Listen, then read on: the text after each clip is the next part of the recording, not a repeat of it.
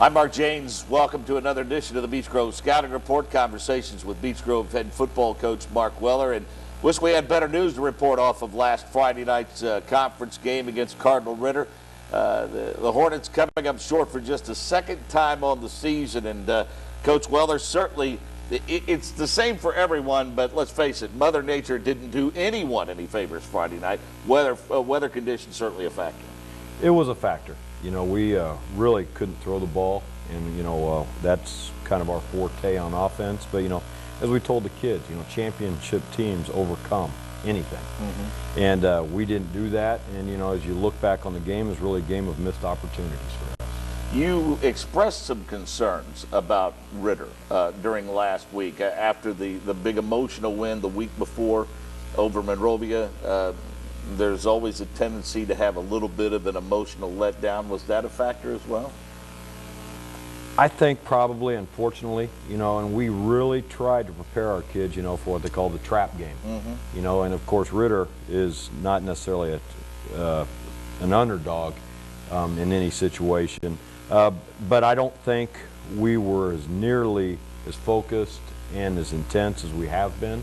And, you know, Ritter, you can't take them lightly, obviously. You know, they came right at us, and, you know, they deserved the ball game. I think a message that players in this day and age need to be mindful of, and I'm sure your staff has tried to get that across.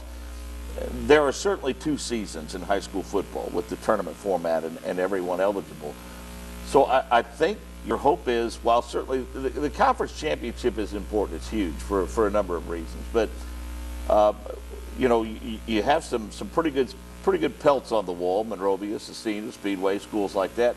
But let's face it, you're into that part of the schedule now where everybody wants to be peaking at the right time in preparation for the sectional. So it certainly doesn't get any easier as the season progresses. No, not at all. The end of our schedule is pretty tough. Thankfully, I mean, our conference is just a bear, but we're still in the hunt to share the conference title, which is always our main goal in the first season. And then, you know, I think we have a good group of seniors. You know, this is Tuesday. Monday's practice was a very good practice.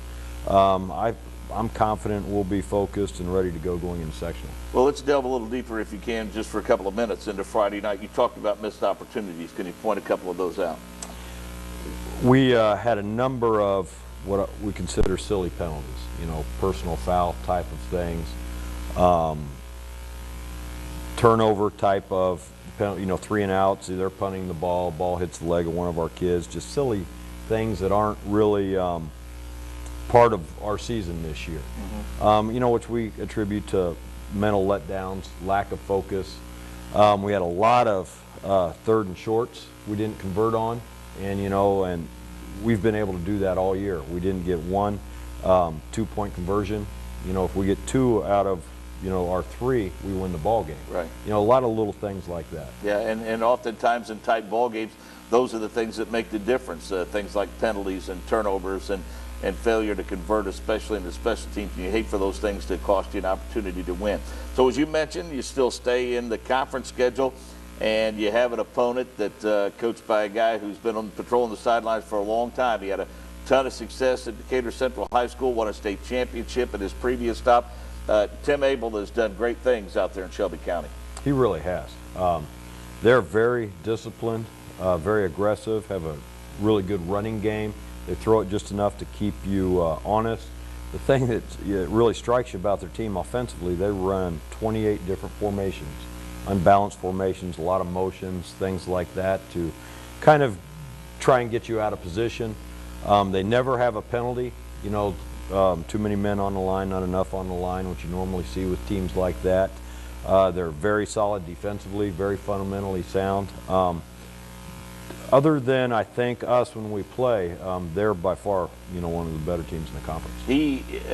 Tim Abel has been there for quite a while now, so these kids have adapted well to his system. Absolutely, absolutely. And, you know, they've had a good string of coaches there.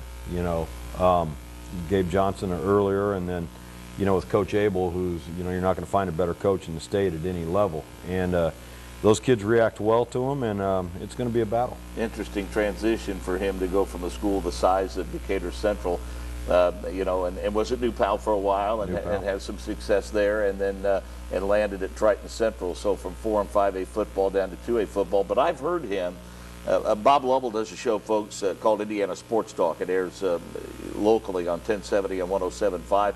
And I've heard Coach Abel, he seems like that he's having more fun coaching now at Triton Central than he's ever had in his career.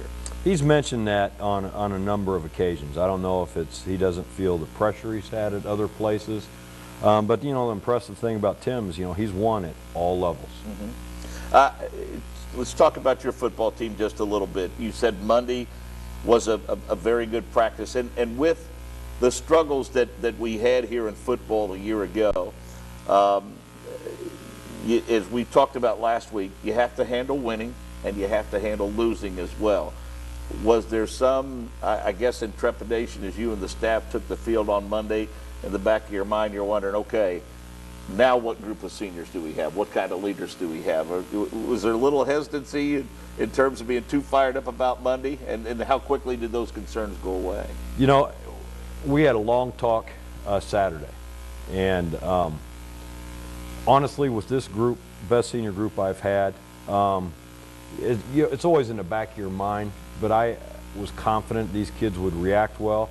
We didn't talk about it. We just came out and went right to work Monday. And it was we haven't quite had this intensity or focus in a couple of weeks, honestly.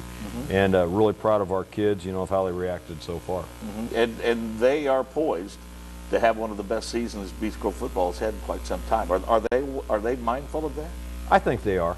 You know, they're aware of, you know, each game from here on out. You know, it started with Ritter, really, well, it started with Monrovia, really means something, you know, to the history of our program, to the legacy that they leave behind. And they're very mindful of that, and I think it's very important to them. So what do you need to fix by Friday? Our focus.